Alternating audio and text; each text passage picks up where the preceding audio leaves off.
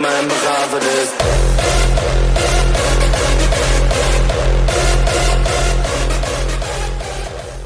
Presentar una nueva plataforma para la ventanilla única de permisos de establecimientos mercantiles. Entonces le doy la palabra a Pepe, primero a Fadlala y luego ya la di. Sí, muy buenos días, tengan todas y todos ustedes. El día de hoy les vamos a presentar una modalidad de registro de establecimientos mercantiles que conduce la Agencia Digital de Innovación Pública y son los establecimientos mercantiles de bajo impacto. Siguiente, por favor, para que pongan la lámina. Estos establecimientos son, como se señala en esta lámina, establecimientos de bajo impacto, papelerías, abarrotes, jarcerías, fruterías, lavanderías, tintorerías, incluye autolavados, estacionamientos, etcétera. Todos, en cuanto a restaurantes, son específicamente sin venta de bebidas alcohólicas. Estos establecimientos mercantiles constituyen prácticamente la mayoría de los establecimientos mercantiles que tiene la Ciudad de México. Voy a darles algunas cifras. Son alrededor de 170,000 establecimientos, ¿sí? Y estos establecimientos mercantiles de bajo impacto han realizado, desde el 2011 que se estableció el CIAPEM hasta la fecha, 281,000 trámites, ¿sí? Prácticamente abarcan el 95% de los trámites del CIAPEM, los establecimientos de bajo impacto que están establecidos en la Ciudad de México. Siguiente, por favor. Bueno, aquí tenemos algunos porcentajes de los trámites que han hecho en el año pasado, es decir, en esta administración, en 2019, han sido 30,892 trámites, se realizan un promedio de 85 trámites al día. De estos 85 trámites, el 73 son de establecimientos de bajo impacto, y de estos 73, 15 corresponden a restaurantes, que es el caso que nos ocupa hoy, restaurantes de bajo impacto, es decir, que no venden bebidas alcohólicas. Siguiente, por favor. Bueno, ¿por qué decidimos nosotros iniciar esta ventanilla junto con la DIP y trabajar en este sentido con este tipo de establecimientos mercantiles específicamente? Pues porque siempre se han encontrado con este tipo de problemáticas, trámites engorrosos, tienen que acudir a diferentes ventanillas, es decir, tienen una interacción con diferentes ventanillas y esto se va a solventar con una sola ventanilla digital. También encontramos errores en la ubicación geográfica de tal manera que con la ventanilla digital y la georreferencia van a estar perfectamente ubicados el lugar del establecimiento mercantil. Igualmente abate los espacios para la corrupción y de discrecionalidad de los funcionarios públicos que atienden este tipo de trámites y vamos a mejorar, a reducir dramáticamente la carga regulatoria con esta ventanilla que ahorita a continuación nos van a presentar los encargados de haberla construido. Igualmente evita duplicidad de información, que esto es algo que se va a dar para todos los trámites que se realizan ante el gobierno de la Ciudad de México en sus diferentes modalidades. Entonces, vamos a empezar con los establecimientos de bajo impacto, es un buen inicio. Hemos hablado con los representantes de las cámaras respectivas el día de hoy, igualmente, para anunciarles esta medida y para que convoquen a sus agremiados a inscribirse en el CIAPEM. En este nuevo CIAPEM se tiene que continuar con el nombre de CIAPEM porque es como está establecido en la Ley de Establecimientos Mercantiles, por lo tanto no se cambia de nombre, pero sí lo que sí cambia es la forma en que los establecimientos mercantiles de la ciudad se van a poder registrar en este nuevo portal que va a facilitar pues la forma en que hacen apertura de negocios, traspasos, cambio de nombre, cambio de giro, siendo estos igualmente de bajo impacto y otro tipo de trámites, de tal manera que va a facilitar mucho la apertura de negocios, que, como ya lo señalé, constituyen casi el 90% de los negocios establecidos en la ciudad y son los que realmente otorgan un buen porcentaje de empleos para la Ciudad de México. Muchísimas gracias.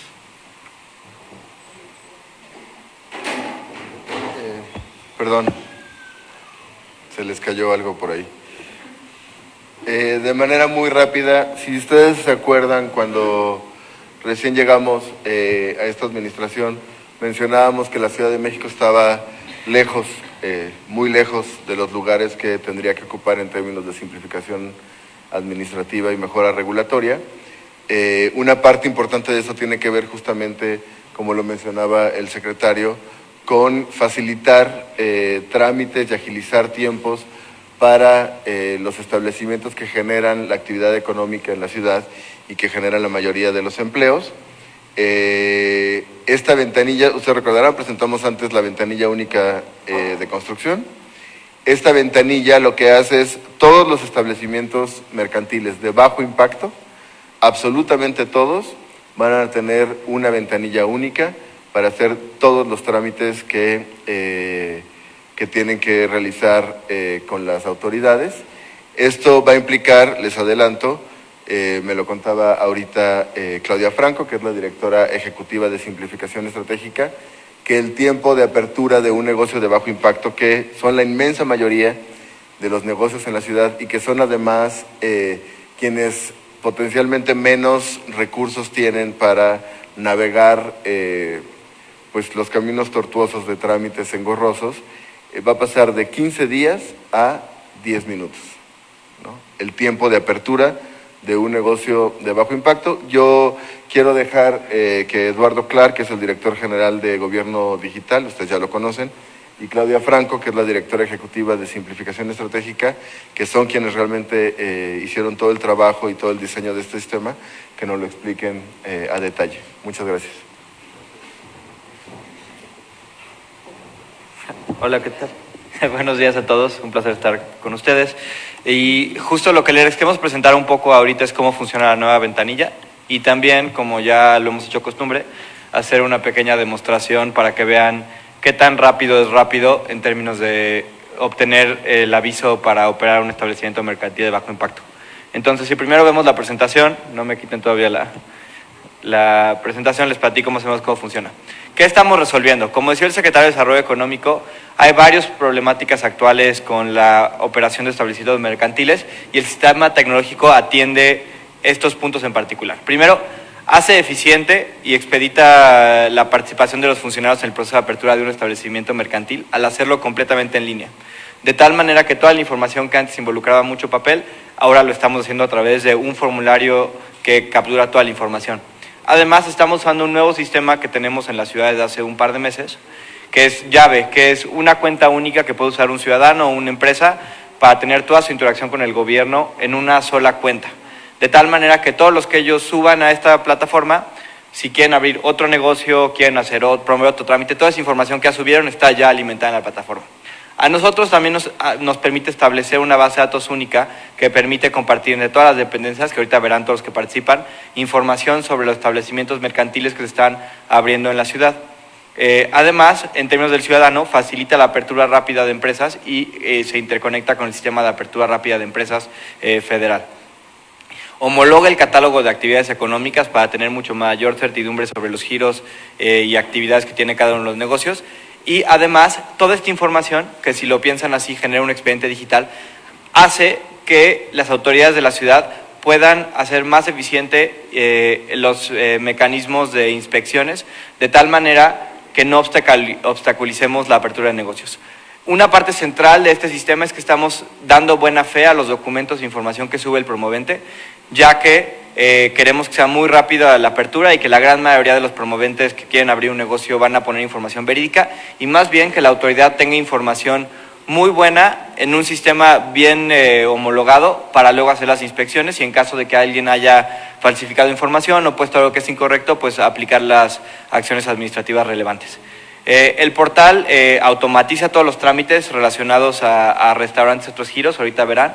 Alberga sin papel todos los documentos que van a subir las personas para abrir su negocio y claramente promueve el desarrollo económico al hacer mucho más fácil la apertura. Actualmente, para abrir un negocio de este estilo, involucra, y verán una tabla después, ir a una ventanilla presencial, llevar papeles, pasar una buena parte de tu día, 50 minutos por lo menos presenciales, 15 días de resolución. Todo eso se reduce ahora a que nos metamos a una página de internet y en 10 minutos aproximadamente tengamos ya nuestro aviso de apertura y operación. Siguiente. ¿Cómo funciona la ventanilla? El ciudadano entra hacia pen.cdmx.gov.mx, llena una serie de formularios, accede a la información que quiere, decide qué trámite quiere hacer, si es apertura, cambio de giro, cerrar un negocio, etcétera, y toda esa información ya se canaliza a estas autoridades que tienen actuar en términos de establecimientos mercantiles. La Secretaría de Administración y Finanzas, la de Desarrollo Económico, la de Desarrollo Urbano y Vivienda, la de Medio Ambiente, las alcaldías, el INVEA y Protección Civil. Y al ciudadano le llega ya directamente a su mail el aviso o permiso de funcionamiento. Siguiente. Los beneficios que esto tiene es que son 0 interacciones entre funcionarios públicos en ventanilla y promoventes, lo que llena, más bien quita espacios de corrupción de manera fuerte. Toma 10 minutos llenar la información, como les decía, es resolución inmediata, es decir, que tan pronto como le pongas enter en la página, tú puedes ya imprimir tu aviso de operación. El trámite es 100% gratuito y además hay 0 duplicidad porque tenemos un solo expediente ahora para cada promovente, independientemente del número de establecimientos que tenga y del número de trámites que promueva por cada establecimiento. Siguiente.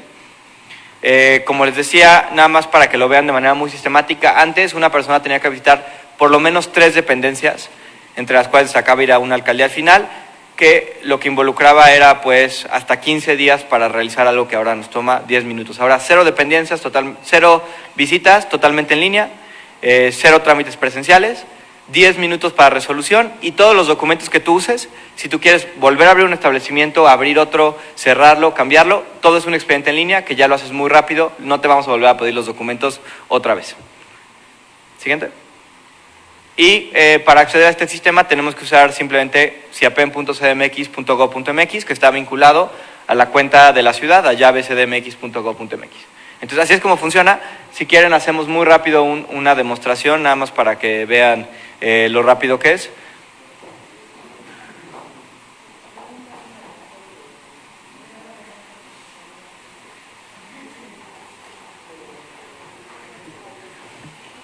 Entonces nos metemos hacia pen.cdmx, en la cual viene la información de qué se puede hacer ahí. Sí, ahorita de hecho.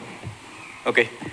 Entonces entramos hacia pen.cdmx y te dice arriba inicia inicia con tu cuenta única llave CDMX. Hacemos clic ahí. Y aquí lo que nos pide es que metamos nuestra contraseña que nosotros ya generamos. Y en lo que Mariana pone su usuario y contraseña, les recuerdo un poco cómo funciona Llave.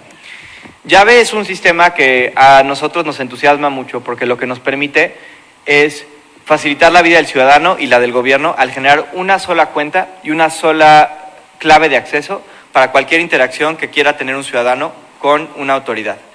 ¿Y esto por qué es importante? No solo es importante porque nos vamos a acordar de la contraseña, sino es importante porque la información que subamos en un sistema, digamos de la Secretaría de Movilidad, en el que ponemos nuestro comprobante de domicilio, nuestro folio de la licencia, es información que otra dependencia puede usar a la hora que vayamos, por ejemplo, a hacer un establecimiento mercantil. Esa información que ya subimos, esos documentos que ya validó una autoridad, son documentos que nosotros como gobierno pues sabemos que son ciertos.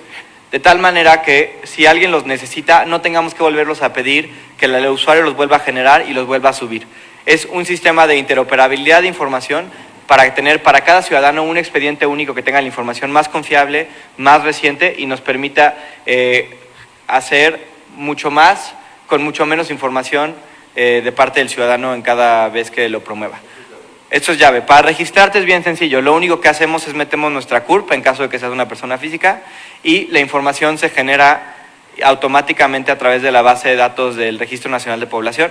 Te faltaron todavía dígitos. Ese es tu RFC. Ahí va. Entonces metes tu CURP y nosotros ya validamos en la base de datos del Registro Nacional de Población esa información.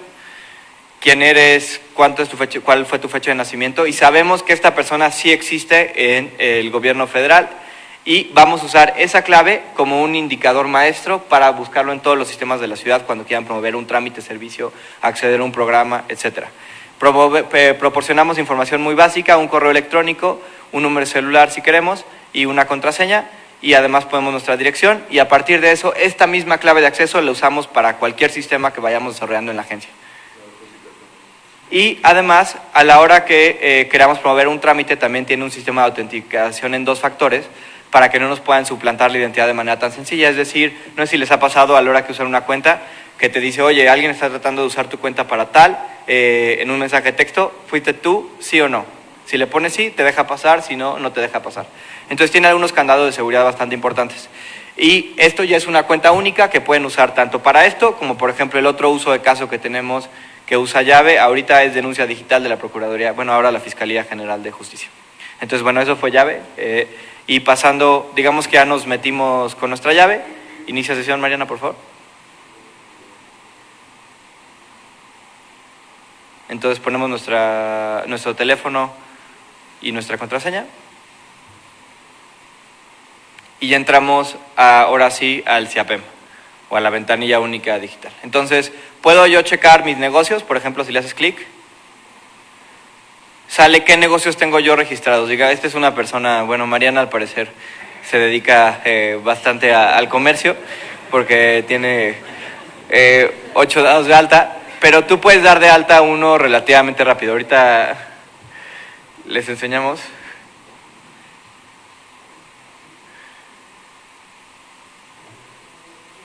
Ok, mis negocios. Y por ejemplo vamos a poner dar de alta uno nuevo. Lo vamos a hacer bien rápido. Vamos a usar datos falsos, bueno, datos simulados, pero nada más para que vean qué rápido damos de alta un negocio. Entonces, por ejemplo, digamos que se va a llamar La Corridita, me invento, bueno, ponemos una calle, un número, las entrecalles, la alcaldía. Al poner la alcaldía, después seleccionamos en qué colonia estamos. Se pone el código postal de manera automática, tenemos que especificar qué tan cerca estamos de la esquina más cercana. Toda esta información es para que las autoridades tengan manera de ir a verificarla en algún momento de sus actividades. Ponemos las medidas del negocio, cuántos metros cuadrados, hacia dónde da la fachada, un teléfono de contacto, cuántas personas trabajan en el establecimiento, la capacidad de aforo de personas, el giro mercantil, que por ejemplo pongamos ahorita elaboración de comida, creo que el giro es elaboración de comida y venta inmediata, creo. Por ahí. Elaboración de otros alimentos puede ser. Y ponemos la actividad económica, que somos una comida corrida. Guardamos. Ponemos nada más la dirección específica del negocio, Avenida del Paraíso, número exterior 15, en qué alcaldía estamos. Estamos en Tlalpan, se cargan las colonias y ponemos un teléfono. ¿Ok? Y ponemos que somos una persona, nada más confirmamos quién es el que opera el negocio. Ok, entonces ya se dio de alta el negocio. El negocio nada más decía que no vamos a poder modificar esa información una vez que le enviamos. ¿Ok? Y entonces podemos ver allá arriba que ya dimos de alta a La Corridita. Ahorita por la resolución de la pantalla no se alcanza a ver el nombre al 100%, pero ese primero ahí dice elaboración de procedimientos y es lo que ya vimos. Esto ya da de alta a un negocio. Sin embargo, para poder operarlo tenemos que hacer una pequeña cosa que es dar de alta el trámite. Entonces nos vamos a mis trámites y ponemos realizar un nuevo trámite para La Corridita, para el negocio que se llama así. Entramos y vamos a dar de alta como funcionamiento de bajo impacto. Vamos a manifestar que estamos enterados de las condiciones impuestas en el artículo 37. Vamos a usar, vamos a tener que validar nuestro certificado de uso de suelo para asegurar que cumple con los lineamientos. Una parte importante es que el artículo 37 prevé que para negocios que ocupan por el máximo 20% de la construcción del inmueble y que sea operado por integrantes de la familia, no tienen que proporcionar el certificado de uso de suelo. Si quieres ponlo así para que sea más rápido y no tener que poner un certificado de suelo. Entonces esto digamos que es un establecimiento familiar. Lo único que tenemos que seleccionar es un documento que acredite la propiedad del inmueble donde estamos. Puede ser una copia de un contrato de arrendamiento, una escritura, un contrato de compraventa, lo que sea. Ponemos el archivo. Está demasiado grande ese archivo. ¿2 megas es el límite? Sí. Ahí agarra cualquier archivo de ahí. Y una parte importante, y verán ahora que les digo, es que todo esto, para que sea bien rápido, estamos dando buena fe a los documentos que sube el promovente. Esto no significa que nunca nadie los va a checar. Significa que para operar vamos a dar buena fe para no interrumpir la apertura del negocio, pero sin embargo las autoridades tienen atrás una ventanilla en la cual pueden checar todos los documentos y más bien en caso de que alguien ponga algo que patentemente es incorrecto, como ya sabes, le pones que suba un identificador oficial y sube una foto de su abuelita, eso ya involucra que se tomen acciones por parte de la autoridad para ir a revocar el permiso o nada más hacer una prevención para que se corrija eso. Ponemos 3 preguntas adicionales: si operará videojuegos, si requiere estacionamiento o no, y si comercializará agua purificada, esto en términos de lo que marca la ley, porque genera formularios adicionales, pero digamos que no, y ponemos guardar. ¿Ok? Y luego, esto ya nos dio nuestro aviso. Si quieres, ponle ahí a imprimir trámite. Acaba de llegar, le llegó al mail. Ese es tu aviso. ¿Y dónde entra? Para ver su aviso de apertura. Métete ahí a ver detalle de trámite.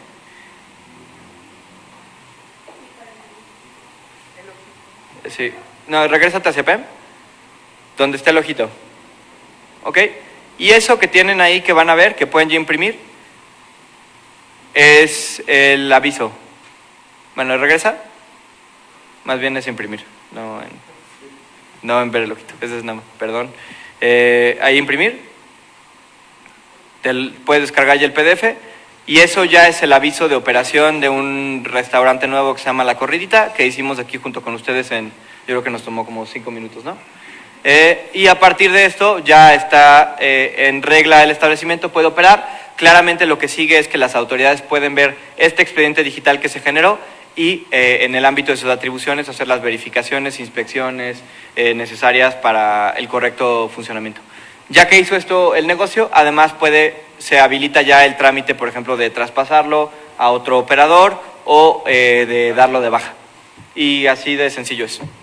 Ok, pues eso así funciona. Si quieren abrir su establecimiento, aquí está. Vamos a La Corridita porque ya está funcionando. Bueno, pues este es lo que queríamos presentarles. Es un avance más entre Secretaría de Desarrollo Económico y la DIF. Y el objetivo pues es potenciar el desarrollo económico de la ciudad a partir de los pequeños negocios. En la Ciudad de México abren muchísimos negocios y muchas veces no se registran por el problema de la tardanza en los trámites. Entonces lo que queremos es que estén registrados y se va a seleccionar al azar, ni siquiera se va a ir uno por uno, al azar cuáles son aquellos en donde se tienen que verificar para certificar que realmente cumplen con todos sus trámites y pues de esta manera potenciamos el desarrollo económico de la ciudad y la generación del empleo, que finalmente el micronegocio es lo que más genera empleo en la ciudad y en el país. Entonces queríamos presentarles esto. Estamos trabajando ya, alguna vez lo mencionamos, el tema de uso de suelo para estos establecimientos tan pequeñitos, que es una parte que retrasa mucho también la apertura de negocios, para que todos aquellos que están establecidos y que tengan derechos adquiridos lo puedan hacer de una manera muchísimo más fácil. Y así eviten además pues la visita de cualquier inspector. Bueno, no la visita, sino que llegue alguien con malas intenciones a tratar de sacar dinero cuando en realidad está todo en regla. Bueno, pues eso es. Damos inicio a preguntas y respuestas con Carlos Navarro de El Heraldo. Buenos días a todos. Preguntarle, en este diagnóstico que hicieron para trabajar este proyecto, ¿de cuánto detectaron que, por ejemplo, los coyotes le cobraban a las personas para llevar a cabo este tipo de trámites? Y si tienen algún porcentaje que podrían decir, no sé, el 5% de los trámites estaban involucrados con actos de corrupción o algo así. El costo, no tenemos una cifra ya definida, pero oscila entre los 1,500 y los 3,000 pesos este aviso de funcionamiento. Estamos centrando todos los trámites en el ciudadano para que no tenga ningún costo, hacerlo sencillo, la interacción desde el inicio hasta el final y no invierta dinero en este tipo de actos. O sea, ¿este monto era que los coyotes o le cobraban oficialmente? No, el coyote. O sea, hasta 3,000 pesos le podrían cobrar. Y más o menos un porcentaje del universo total que podrían estar involucrados en actos de corrupción que hayan sido tramitados. No tenemos esa cifra ya establecida. O sea, no estimamos. Ok, y preguntarle, ¿este trámite se puede hacer con la llave verificada o es con la otra? Como no requiere firmar nada autógrafamente, se puede hacer con la llave sencilla por ahora. Y preguntar si van a apoyar a personas, por ejemplo, adultos mayores que tienen sus pequeños negocios y que no les es tan fácil estar en la computadora, ¿de qué forma o dónde pueden acudir? Claro, esto es un tema bien interesante en términos de la estrategia general de trámites y servicios digitales de la ciudad en general. Nosotros lo que no buscamos reemplazar los medios tradicionales de interacción entre gobierno y ciudadanos, sino creemos que lo que tenemos que generar es canales múltiples. Tenemos este canal digital que atiende a muchísima parte de la población que está alfabetizada digitalmente. Sin embargo, tenemos mecanismos de acceso paralelos.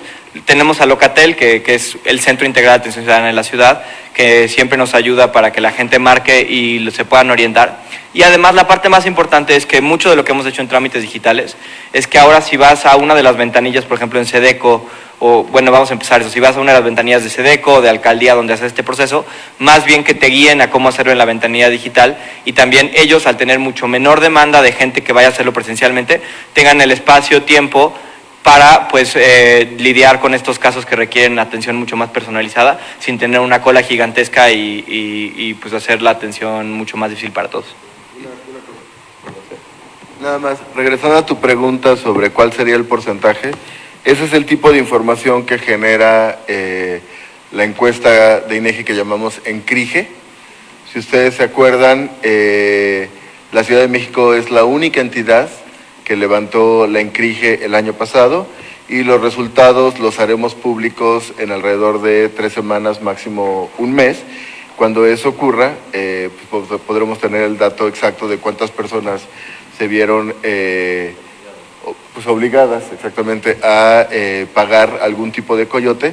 Y digo, perdón que lo repita, de nuevo, la Ciudad de México fue la única entidad en todo el país que levantó esta encuesta el año pasado.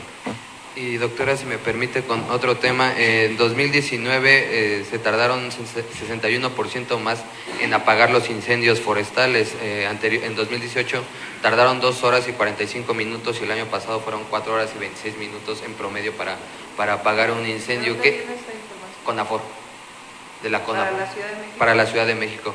Pues vamos a revisar la información. Ahora sí que, como dice, ya saben quién. Yo tengo otros datos. La Comisión de Recursos Naturales es quien da esta información. Hay algunos incendios que se dieron el año pasado, en 2019, particularmente 2 que recuerdo, que se dieron en una zona que no era accesible y que tardaron inclusive 2 días en apagarse. A lo mejor esto es lo que elevó el promedio. Pero quitando estos 2 incendios, el promedio fue muy parecido al de los otros años. Y como ustedes saben, nosotros en 2019 y en 2020 incrementamos a más del doble las brigadas de atención forestal. Porque incluso fueron más voraces, alrededor de 5.9 hectáreas. Revisamos la información y ya que la Secretaría de ¿Habrá Medio afectado Ambiente... directamente el que haya habido recorte a la CONAFOR en el tema de brigadistas? No, aquí en la ciudad la mayor parte se atiende desde el gobierno de la ciudad, desde la Comisión de Recursos Naturales, históricamente. Y repito, nosotros el año pasado y incrementamos el número de brigadas. Entonces revisamos la información para ver exactamente a qué se refieren y por qué. Y por último, doctora, ¿cuántos de los PATR que se dieron a los comerciantes ambulantes para las plazas que podrían ocupar están vigentes, vencidos o renovados? ¿Cuál es el estatus de los PATR de estas plazas? tenemos la información, la tiene la Secretaría de Gobierno, le pido que se los informe. Algunas se vencieron y estaban por actualizarse y se está revisando si se da de nuevo o no a partir de la historia de cómo fueron utilizadas, y algunas otras inclusive se va a buscar la revocación. En el tema de la contraprestación, ¿podría reducirse un poco para incentivar a los comerciantes que Muchas de ellas no tienen contraprestación. Se dieron en su momento para la reubicación a título honorífico. Ok, gracias. Continuamos con Wendy Roa, de Grupo Imagen. Buenos días, doctora. Buenos días a todos. Hablan de 170,000 establecimientos mercantiles, de estos pequeños negocios que se tienen registrados. Sin embargo, ¿cuántos, a ver si tienen el dato, cuántos se prevé no están registrados y que con este nuevo sistema podrían ponerse en orden? Porque, bueno, son muchos, según tengo entendido. Eso con relación a estos temas. También, ¿cuándo se estarían haciendo las revisiones? Se hablaba que serían revisiones aleatorias. ¿Tienen contemplado algún calendario de decir en febrero vamos por 30, 40 o cómo se estaría manejando? Sí, bueno,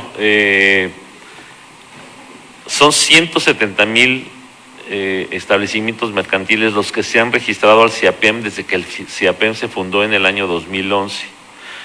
Estos establecimientos mercantiles han generado casi 300,000 trámites en el CIAPEM, es el registro que tenemos en SEDECO. Sabemos que hay muchas familias, como aquí ya lo señaló el señor Clark, en el sentido de que en algún espacio de su casa habilitan un negocio y en ese sentido necesitan alguna forma de regularización. Esta ventanilla que se está anunciando el día de hoy invita a este tipo de establecimientos a regularizarse, a registrarse de tal manera que lo podamos contabilizar, ¿sí? Hay muchas áreas de la ciudad, sobre todo en zonas urbanas alejadas del centro, estamos hablando de Tláhuac, Milpalta, Xochimilco, que tienen habilitadas este tipo de establecimientos que son provisionales o son improvisados más bien y que no tienen ningún tipo de registro. Lo que vamos a hacer, y hemos invitado a las cámaras a coadyuvar con nosotros, a una invitación a que se regularicen, una campaña de regularización para que puedan contar con otros beneficios como pueden ser créditos, como pueden ser apoyos, etcétera, como pueden ser las tandas por el bienestar del gobierno federal y las que instrumentó la jefa de gobierno desde el inicio de la administración, de tal manera que tengamos contabilizadas el número más cercano a la realidad y que podamos saber cuánto tipo de establecimientos de bajo impacto existen en la ciudad. Pero podríamos hablar que quizás el más del doble de lo que actualmente se tenga registrado, vaya aproximada una cifra. Mira, nosotros tenemos cifras de establecimientos mercantiles, por ejemplo, en Iztapalapa, son cerca de 90,000 en microempresas, entre empresas que abrieron, digamos, desde las puertas de sus casas hacia la calle o que laboran desde sus casas. Son alrededor de 90,000 tan solo en Iztapalapa. Para toda la ciudad nosotros consideramos como una opción para obtener ingresos muchas familias, una opción de este tipo, estamos hablando de cerca de 500,000 en toda la Ciudad de México. Son cálculos que tenemos de diferentes fuentes, sobre todo del INEGI. Entonces, lo que necesitamos hacer es profundizar y dar a conocer este tipo de acciones del gobierno de la ciudad que encabeza ahora la ADIP para invitar a estos establecimientos mercantiles que operan en cierto sentido en forma irregular a que se regularicen, a que se den de alta y que finalmente formen parte de la estadística oficial. ¿Cómo garantizarle a los propietarios de estos establecimientos que su registro no va a ser el inicio de una cacería de brujas? Porque, bueno, a lo mejor muchos están operando para evitar situaciones de otro tipo, sí, y al estar registrados, pues ya están sí, en el ojo claro. del huracán. Sí, claro. Todos los establecimientos de bajo impacto están fuera de las verificaciones, como lo anunció en su momento la jefa de gobierno. Solamente un 3% podrá ser verificado en forma aleatoria, y esto porque tenemos que cumplir con alguna normatividad en la materia, pero en realidad todos los establecimientos de bajo impacto de la ciudad están exentos de verificación. Son establecimientos que no alcanzan los metrajes que les obliguen a tener un esquema de protección civil, de tal manera que también están exentos de este tipo de medida de tener un esquema de protección civil. Son pequeños comercios y son una opción para miles de familias en la capital para poder obtener ingresos, y nosotros lo que estamos haciendo es apoyarlas, incorporarlas, contabilizarlas y incorporarlas a esquemas de apoyo que pueden ser de beneficio para ellos, ¿no? Esto con relación a esto. Doctora, bueno, no sé si me pudiera también, con el tema del holograma doble cero, pues sigue todavía esta polémica por parte tanto de la industria automotriz como parte de algunas asociaciones, en donde pues han señalado que no se van a ajustar o se les hace injusto el hecho de que solamente se estén dando los permisos para ciertos automóviles, e incluso ya están hablando de ampararse para no tomar en cuenta estas medidas que se dieron a conocer hace unas semanas. El compromiso de las ciudades con los beneficios a la salud y con el medio ambiente y con el planeta. Las que no se quieren ajustar son algunas automotrices. Entonces, el mundo ya cambió y la gente tiene que cooperar, particularmente las empresas, con un mejor medio ambiente. Entonces, hay muchas organizaciones civiles, hace poco dieron, creo, una conferencia de prensa apoyando la medida del gobierno de la ciudad, inclusive ellos querían que fuera todavía más fuerte. Entonces, yo creo que va a entender la industria automotriz. Lo está entendiendo en todo el mundo, no entiendo por qué no lo va a entender en México. ¿Y cae la lluvia de amparos? ¿De qué manera? Espero que no, y si cae la lluvia de amparos, pues nos vamos a defender la salud de los habitantes de la ciudad y vamos a defender el medio ambiente y que la Ciudad de México sea también ejemplo en la lucha contra el cambio climático. Y por último, le preguntaría, aprovechando que también está aquí el secretario de Desarrollo Económico, el tema de los mercados, ¿cómo va? Mañana dan conferencia de prensa con las alcaldías. Continuamos con Joana Flores de Grupo ASIR. Buenos días a todos. Doctora, preguntarle sobre este tema, ¿qué autoridad es la que va a verificar que estos documentos sean o la información tenga validez? ¿Es la DIF, es la SEDECO, es la alcaldía, es gobierno? ¿Quién verifica esos documentos? Y vimos la demostración de Clark, es muy sencillo efectivamente darse de alta, pero si en ese momento le van surgiendo dudas a la gente con quién puede hablar, de repente hay personas que quieren pues sí escuchar a alguien que les esté resolviendo una duda de pronto, ¿no? Sí, bueno, nosotros vamos a implementar algún mecanismo. Realmente tu pregunta es muy prudente, muy válida, y vamos a ver en qué forma podemos descentralizar un poco los servicios de SEDECO para que muchos ciudadanos puedan acceder a darse de alta en forma eficaz, sobre todo, como ya se mencionó, adultos mayores que no tienen acceso y que a este tipo de herramientas digitales, y a darlos de alta pues de forma descentralizada, con apoyo. Vamos a ver si podemos hacerlo desde las oficinas de Fondeso en las 16 alcaldías, que se puedan acercar y ahí darse de alta. Y Locatel también ofrece un servicio de asesoría en la materia.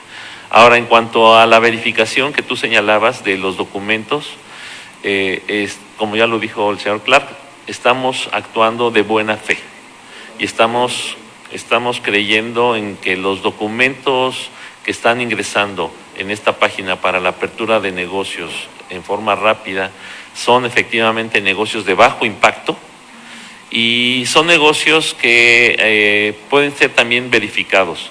Igualmente los documentos que ingresen pueden ser verificados, y como ya lo señaló el señor Clark, cualquier autoridad del gobierno de la ciudad también puede estar checando los papeles que ingresó cualquier ciudadano para darse de alta como negocio de bajo impacto, de tal manera que puede brincar cualquier irregularidad en forma evidente. Por ejemplo, si menciona que su negocio no rebasa los 30 metros cuadrados, que corresponde, por citar un ejemplo, a un negocio de bajo impacto, y entonces ubicar si efectivamente ese local, verificarlo con otras información de otra institución del gobierno, de otra entidad del gobierno de la ciudad, verificar si efectivamente la información que ingresó es real o es ficticia. Pero nosotros confiamos en los ciudadanos que quieren trabajar. No va a haber una verificación a priori, no va a haber una verificación preestablecida, digamos, para estar con una vigilancia molestando, sino que somos y queremos convertirnos, y esa es la finalidad de este gobierno, en una instancia coadyuvante y de impulso auténtico a la actividad económica en la ciudad. Y que las familias mejoren sus ingresos, sobre todo. Mencionaba también ya un cálculo estimado de comercios que no están registrados y Sí. que actualmente operan, pero independientemente de esta cifra que nos daba, ¿cuánto tiene el cálculo Sí, de cuántos mira, nuevos establecimientos podrían abrir este año? ¿Cuántos nuevos establecimientos? Bueno, es así como un dato exacto no te puedo dar. Me acaban de dar el dato, sí, de una cifra que tiene el INEGI, del censo que realizó el año pasado. Nosotros en SEDECO calculamos cerca de 500,000 de establecimientos de bajo impacto en la Ciudad de México. Me acaban de dar la cifra del censo que realizó INEGI. Estamos hablando de 420,000, de acuerdo al INEGI. Si nosotros calculamos un poco más, pues porque es una opción para muchas familias de ingresar, de tener mayores ingresos económicos y bueno, salir adelante, ¿no? Y bueno, mencionar nuevamente que generaremos las medidas desde SEDECO que se produzcan con la apertura de los nuevos negocios para seguir impulsando y regularizándolos sobre todo. Esto es lo que es el siguiente paso. Primero que se registren y luego procederemos a la regularización, porque es lo que le conviene a todos. Adelante.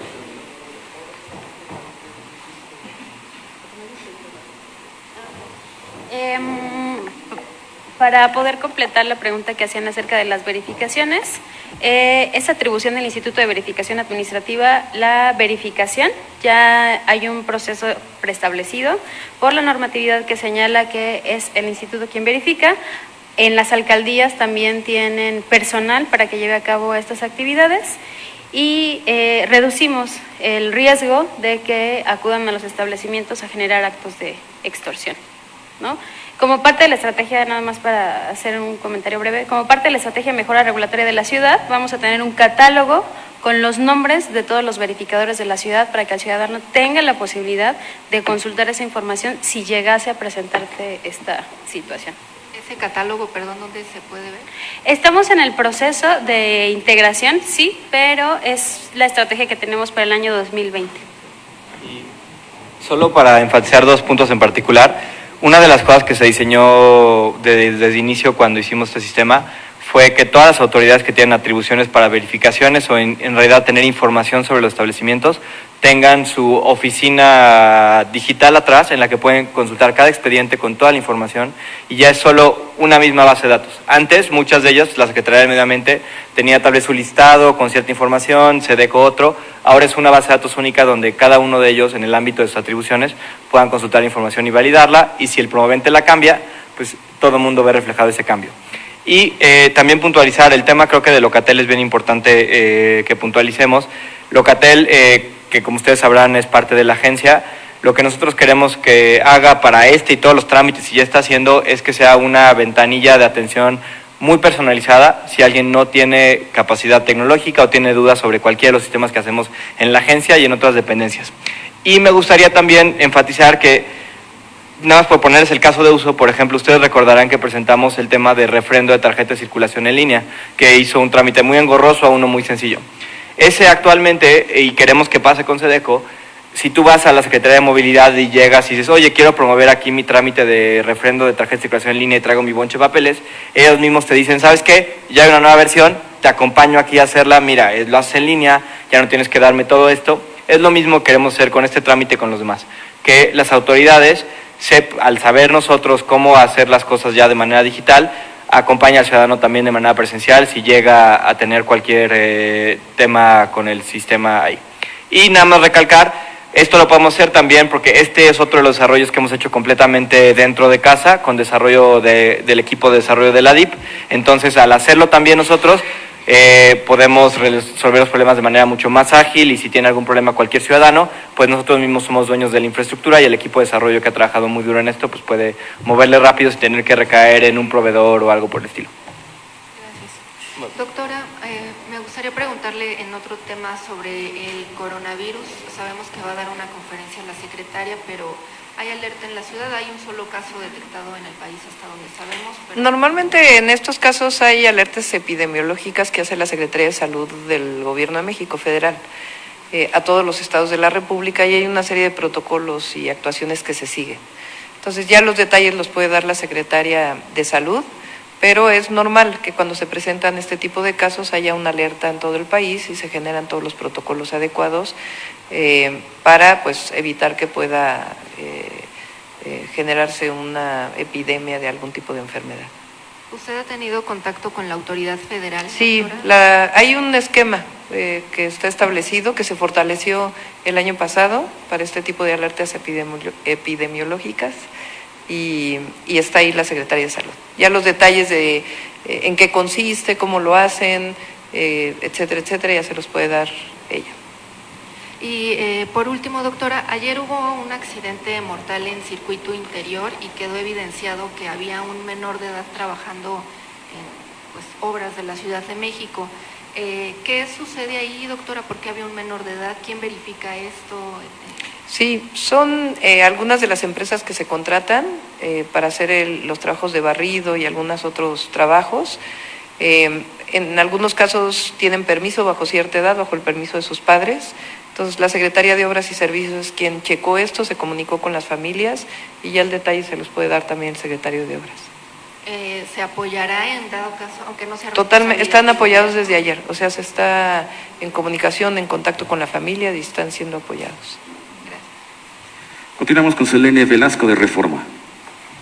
Buenos días, doctora, a todos, buen día. Quiero preguntarle sobre el tema, ya mencionan un poco de pues cuánto sacaban estos coyotes a las personas que querían abrir un negocio, pero quisiera preguntarle si hay alguien en investigación por ese tipo de actos, si se están haciendo o ya hubo algún castigado, no sé, funcionario público, personas que se hacían pasar por funcionarios públicos, ahí cómo está, pues al final, quién hacía esto y qué está pasando con ellos. Sí, es lo que nosotros estamos haciendo, no hay, digamos, en este caso alguna investigación en particular. ¿Qué objetivo tiene la digitalización de trámites y en general este esquema de ciudadanía digital, que la ley ya fue aprobada, y el programa llave que permite, o la plataforma llave que permite que no tengas que estar llevando tus papeles a cada una de las ventanillas? ¿Qué objetivos tiene? Acabar con la corrupción, acabar con el coyotaje y facilitarle la vida al ciudadano. Ese es el objetivo de estos trámites.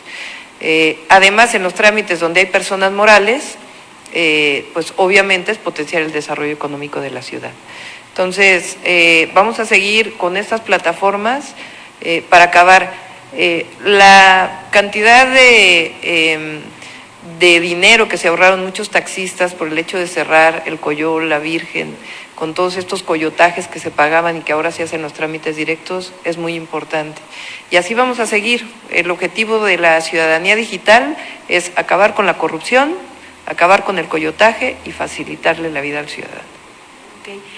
Las revisiones aleatorias que mencionan, ¿serán a lo largo de todo el año? ¿Hay alguna temporada en donde puedan darse? Sí, se van a hacer probablemente, hay por ahí todavía una ley pendiente en el Congreso de la ciudad, no solamente para el establecimiento de bajo impacto, sino de alto impacto también, en la confianza que queremos darle al ciudadano para que pues se ponga en regla porque es responsable con la sociedad, ¿no? Entonces, probablemente será 1 o 2 veces al año, eso ya lo estamos trabajando con el INVEA.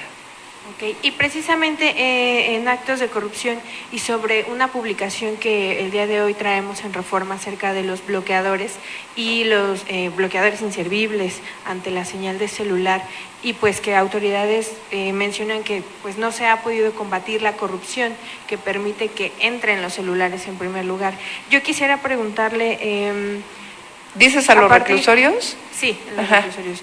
¿A partir de cuándo se prevé que la ADIP comience con la estrategia que ha estado ya coordinando con la Federación y con el gobierno capitalino, precisamente en cuestión de los bloqueadores en los penales y en qué consiste, cuándo ya veremos alguna acción. Sí, ahora Pepe lo puede explicar, pero nosotros teníamos una estrategia y después el gobierno federal, a través de la Secretaría de Seguridad Pública, nos convocó, porque es una estrategia nacional que tienen y que tiene que ver con exigirle a las propias empresas telefónicas que bloqueen los celulares en esas zonas y que no tenga un costo adicional para los gobiernos locales o el gobierno federal. Están en ese proceso, inclusive se requieren algunos ajustes jurídicos si es necesario. Entonces estamos ahí colaborando en esta estrategia conjunta. Y es muy importante, igual que la que platicamos el día de la alerta sísmica, etcétera, que tiene que ver con una estrategia nacional en donde nosotros estamos colaborando.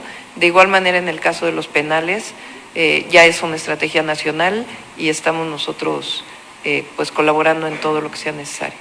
Y antes de que me pueda dar la explicación el titular de la DIF, pues quisiera preguntarle, ¿existe la corrupción aún y aún es la que permite el ingreso en primer lugar de celulares? Se hacen revisiones permanentes, inclusive en el Gabinete de Seguridad hay el reporte de cuántos celulares fueron de los distintos operativos que se hacen en los penales fueron recuperados. Eso no quiere decir que con eso ya, al contrario.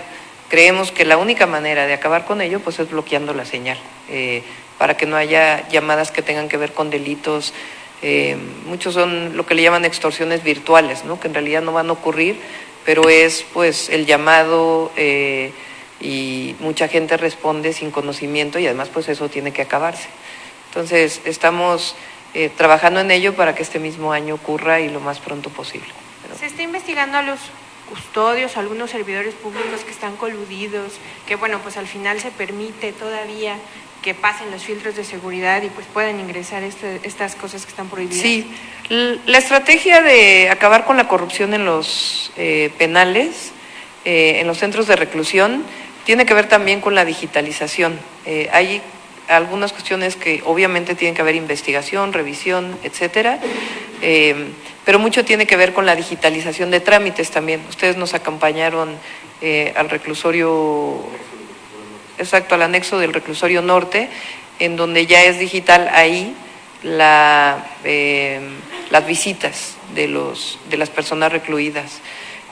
Y esto se va, no solamente con este trámite, sino con muchos otros trámites, es la estrategia del 2020 para todos los centros de reclusión de la Ciudad de México.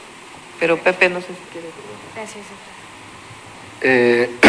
Bueno, retomando la última parte que mencionaba la jefa de gobierno,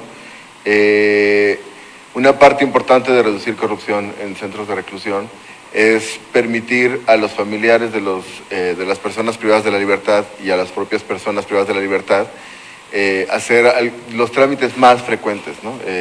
Visita familiar, cambio de actividades, en fin, tenemos una lista de 10.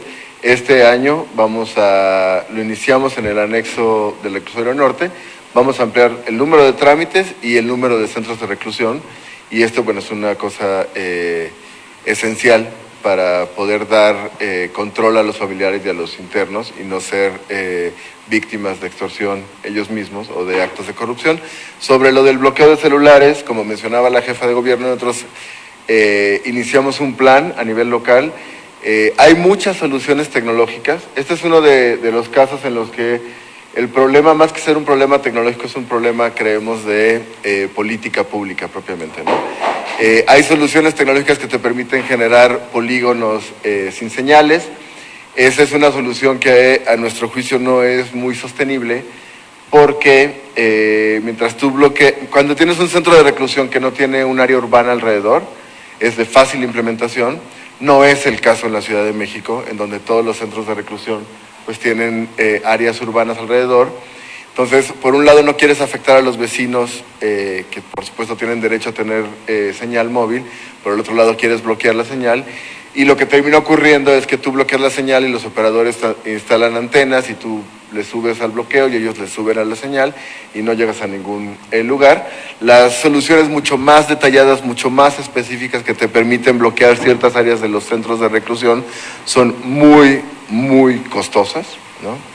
Y pues sabemos en otras partes del mundo, un ejemplo reciente es el de El Salvador, las empresas de telefonía celular tienen la capacidad de identificar con detalle de dónde salen las llamadas y poder hacer ellos mismos el bloqueo, lo que implica, pues por supuesto, para los gobiernos locales ahorrarse recursos y para ellos no tener que afectar a los usuarios alrededor de los centros de reclusión. Es una solución que está iniciando la implementación y el diseño el gobierno federal. Nosotros, por supuesto, somos parte de esa conversación. Por otro lado, puede haber soluciones. Esta es una solución que se puede implementar al tiempo que el gobierno de la ciudad puede decidir hacer bloqueos mucho más pequeños, mucho más detallados en algunos centros de reclusión. Digamos, no excluye esa posible solución, pero, repito, es una solución que en todo caso estamos hablando con el gobierno federal y que el gobierno federal implementará pues, a nivel nacional, no solo en la Ciudad de México. ¿Ustedes tienen alguna fecha para comenzar a implementar estas acciones, por ejemplo? Son fechas, realmente estamos sujetos al avance de las conversaciones a nivel federal y lo que sí estamos adelantando, por supuesto, pues es tratar de identificar en dónde sería más meritorio implementar en la Ciudad de México y sí hay necesidad de hacer una solución adicional en alguno de los penales de reclusión, ¿no? Gracias, Sí. doctora. Continuamos con Raúl Adorno de Ruido en la Red. Buenos días. Doctora, por un lado, pues insistir, o sea, pareciera que pasamos de una situación de mucha burocracia a una situación demasiado fácil, a lo mejor para que la gente pueda, como usted dice, pues poder darse de alta. Esto por un lado no implica riesgos, ustedes ya tienen calculado algunos riesgos que se pueden dar en esta situación, y si también al darse de alta estos comercios, aquellos comercios, pues yo supongo que van a tener que cumplir pues, con sus pagos de impuestos. O sea, ¿cuál es, si me pudiera contestar estos dos? Sí, este registro no es el registro del SAT, por eso, si ustedes ven, la manera en que ingresan es con la CURP, no es con un RFC que está vinculado a Hacienda. Obviamente nosotros promovemos también que se regularicen todos los establecimientos mercantiles. Siempre es mejor, y esta es una política, yo diría, desde que corresponde a la transformación de nuestro país. Nosotros confiamos en la ciudadanía. La corrupción no viene del ciudadano. La corrupción venía principalmente de las altas autoridades. Venía de la parte alta del gobierno. Por eso el presidente dice se barre la corrupción de arriba para abajo, porque aunque pueda haber nichos de corrupción en uno u otro lugar, si hay corrupción arriba, va a haber corrupción en todos lados. Entonces, ¿qué tiene que haber para eso? Confianza en la ciudadanía. Hay honestidad en los habitantes de la ciudad. Y ahí donde no haya, pues se van a hacer las revisiones al azar. Pero lo que queremos es que la ciudadanía tenga la oportunidad de poner un pequeño negocio sin necesidad de ir a formarse, de hacer un trámite, de pagarle un coyote, de que le digan que no, de que regrese nuevamente. Sencillamente en su casa, en un lugar en donde tenga acceso a internet, en un Pilares, puede llegar, puede incorporar todos sus trámites o desde el celular y de esa manera registra su negocio y puede empezar a operar. De esa manera hay mucho mejor convivencia. Por eso nosotros hablamos de que la ciudad es nuestra casa y entre todos tenemos que confiar. Con este trámite ya no tendría que ser más trámites, simplemente con esto podría abrir su negocio. Así es. Sí, es de bajo impacto. Sí, es de bajo impacto. Y ya estamos haciendo los otros esquemas para el alto impacto. En otro tema, doctora, ya nos dijo usted que la Secretaría de Salud es la que se va a encargar de esta situación. ¿Pero es la Secretaría de Salud de aquí, de la Ciudad de México? Sí, de la ciudad, en contacto con el gobierno federal.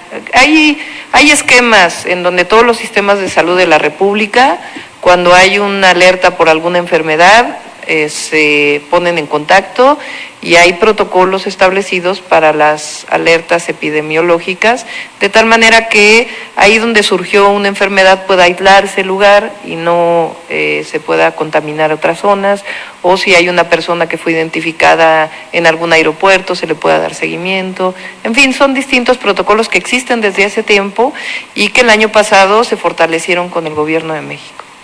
Último, doctora, preguntarle, salió información hoy de que en Gustavo Amadero ciudadanos se manifestaron, o vecinos, no sé, en contra del cablebús, incluso pararon, no sé si momentáneamente, la maquinaria que estaba ya trabajando. Sí, vamos a dar todavía más información ahí en Cuautepec. Hace algunos días nos reunimos con el alcalde, hoy estuvo otra vez, ayer estuvimos con el alcalde, con su equipo, el gobierno de la ciudad, para fortalecer la información. Es un proyecto muy benéfico para todos los habitantes de Cuautepec.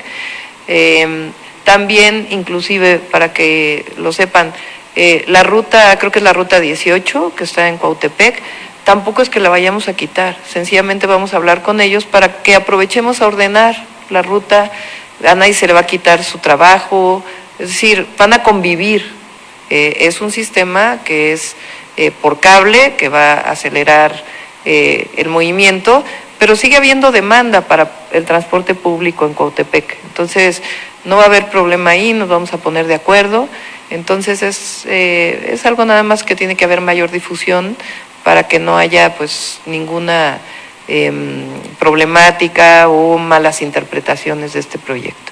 ¿Ya se están reuniendo con estas personas? Sí, hay reunión y se va a hacer una nueva campaña de difusión, de información, de asambleas, todo lo que se necesite para que se conozcan los beneficios de este proyecto. Muchas gracias. La última pregunta es de Natalia Estrada, de Enfoque Noticias. Hola, doctora, buenos días. Tengo dos preguntas. La primera es sobre el comunicado que enviaron hoy en la mañana del retiro de espectaculares en Tlalpan. Si nos pudiera dar pues un avance de lo que se ha retirado en el año de administración, ya que la Fundación por el Rescate y Recuperación del Paisaje Urbano pues se ha quejado de que a un año de la administración pues va lento este retiro de la publicidad. Nada más que hemos quitado más espectaculares que lo que se ha quitado en la historia de la ciudad, Les vamos a dar los datos en un año.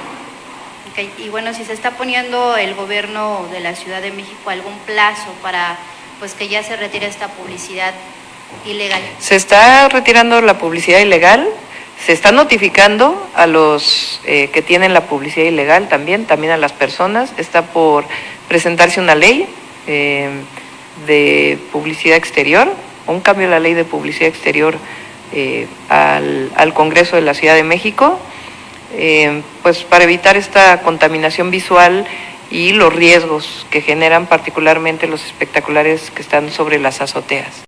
Entonces, no tengo en este momento, pero creo que son como 60 espectaculares que se retiraron y particularmente estamos yendo por avenidas. Entonces, Calzada de Tlalpan ha tenido varias intervenciones, inclusive si ustedes van por Calzada de Tlalpan se nota la diferencia de hace un año a ahora del retiro de espectaculares que ha habido ahí.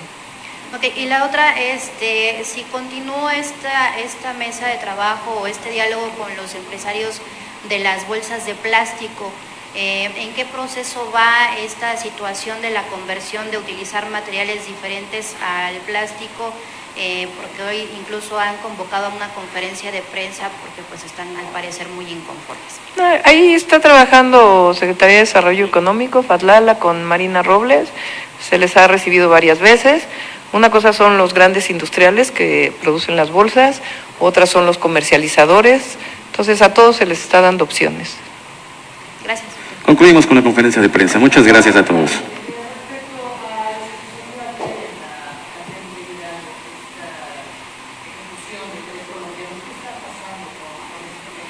Se les puede informar ahí la Secretaría de Seguridad Ciudadana o la Fiscalía General. Hubo 3 personas que se encontraron en una habitación, pero ya todos los detalles y la investigación hacia dónde va y todo, pues ahí el secretario y la procuradora. Muchas Muchas gracias a todos. No, hay algunos que tienen permiso y tienen pues derechos adquiridos, no se puede pasar por los permisos que fueron otorgados en alguna ocasión con base en la ley. Pero hay mucha ilegalidad y también pues el tema del riesgo que generan algunos de ellos, ¿no? Lo que ya no hay son nuevas autorizaciones, no hay nuevas autorizaciones para espectaculares de ningún tipo, ni en azotea, ni con poste. Eso no quiere decir que no tengan otras opciones aquellas empresas que se dedican a la publicidad exterior en la ciudad. Se está trabajando con ellos, otras opciones, para eso también la ley, pero ya no se permiten nuevos. Muchas gracias a todos.